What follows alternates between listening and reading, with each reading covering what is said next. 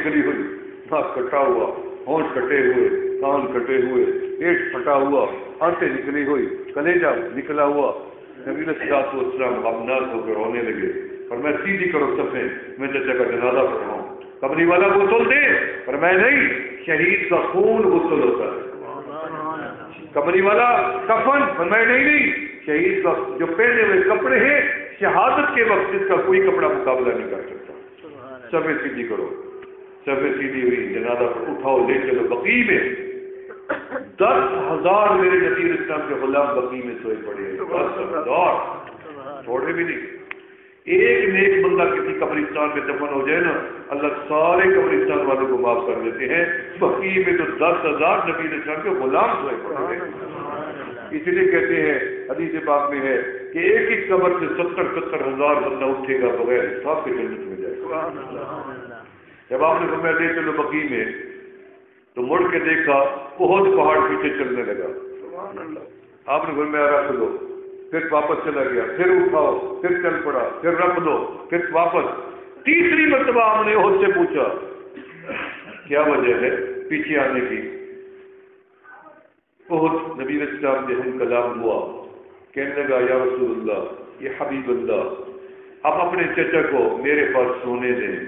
آپ روزانہ اپنے چچا کو ملنے آئیں گے، میں آپ کا حسن و جمال دیدار کرتا رہوں گا، آپ کا دیدار کرتا رہوں گا.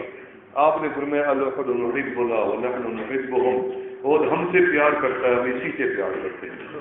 اللہ نے فرمایا میرا محبوب آپ پتھر پہاڑ سے پیار کریں گے تو ہم اس کو بھی جنت لیے جائیں گے، انسانوں سے کریں گے تو اس کو بھی جنت لیں گے. ہم سے محبت کی نا نبی السلام نے. اب ایک دن کے فرما رہے تھے یا احبائی احبائی احبائی لبیک و سعدیک یا رسول اللہ. سب غلام آگے حاضر ہوئے، حکم حاضر، ہمیں آواز دی. تو میں نہیں دی، میں نے تمہیں آواز نہیں دی. تو آپ نے نہیں فرمایا احبائی احبائی، ہمیں نہیں پکار. میں نہیں، تمہیں نہیں پکار، تم نے میرے اصحاب ہو.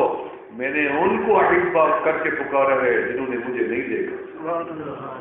ہم اللہ کے محبوب کے احبا ہیں. آپ نے آج کے لوگ، بعد میں آنے والے لوگ، ہم نبی علیہ السلام کے احبا ہیں.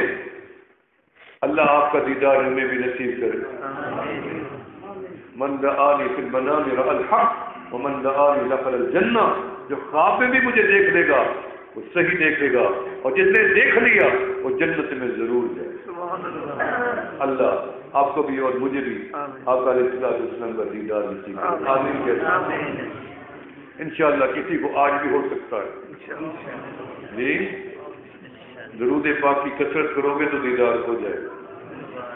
ہر ٹائم ورد کرو، ہر ٹائم درود پاک کا ورد ورد ورد ورد.